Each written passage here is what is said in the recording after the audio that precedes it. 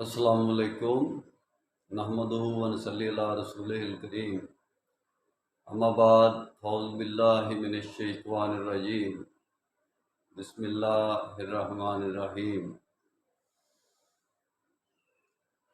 آج قرآن کی مقطعات کے بارے میں بات ہوگی۔ بہت سے لوگ مقطعات کے بارے میں شکوک و شبہات کا شکار ہیں کہ یہ کوئی کہتا ہے کہ یہ غیب کی آیات ہیں، کوئی کہتا ہے کہ یہ معرفت کی آیات ہیں، ان کی تختیاں لگا کر گھر میں لگا لو تو اس سے بہت زیادہ اجر و ثواب برکت پڑتی ہے۔ کوئی کسی قسم کی بات کرتا ہے، کوئی کسی قسم کی بات کرتا ہے۔ حدیث میں اس قسم کا تعویذ بنا کے مقطعات کا بنانا یا ان پر کنسنٹریشن کر کے کوئی باطن کا علم حاصل کرنا کوئی اجازت نہیں ہے۔ مقطعات اصل میں عربی زبان کی، عربی لغت کی ایک پہچان ہے۔ اب 1400 سال ہو گئے ہیں، وہ عربی لغت کی پہچان، لینگویج وہ ختم ہو گئی ہے۔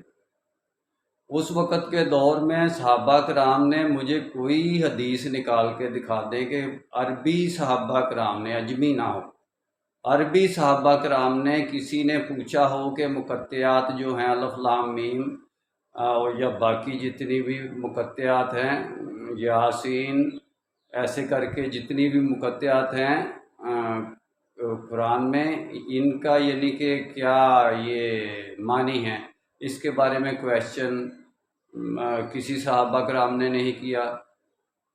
تو اگر یہ غیب کی آیات ہیں تو بھئی حاضر میں کیوں قرآن، حاضر کتاب ہے اس میں کیوں داخل کی گئی؟ غیب کے پردوں کو چیر کر قرآن پاک نازل ہوا دنیا میں، تو اللہ تعالیٰ نے ہمیں کیا سمجھا ہوا ہے کہ وہ غیب کی یاد ساتھ لگا دی ہیں تو ان کا کیا ہم سے حساب لے گا، ان کی کیا اس کے بارے میں بتلائے گا نہیں تو کیا ہوگا؟ یعنی کہ اس کے بارے میں بتلانے کی ضرورت ہی نہیں ہے۔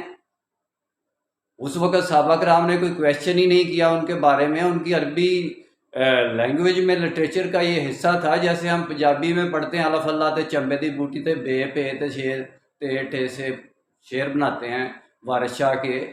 تو کہنے کا مطلب یہ ہے کہ عربی زبان میں بھی شروع میں یہ ہوتا تھا کہ جب کسی بات کو ایک وزن پہ، ایک موسیقی میں، ایک سیکوینس میں بنانا ہوتا تھا تو پھر اس پہ شروع میں مقطعات لگائی جاتی تھیں، اور مقطعات اس وجہ سے بھی شروع میں لگائی جاتی تھی بعض عربی اشعار میں بھی اور آیات میں بھی کہ ان کی ویلیو، اہمیت بڑھے کہ بھئی یہ بہت امپورٹنٹ بات ہونے لگی ہے آپ کے ساتھ، اس ذرا غور سے سنو۔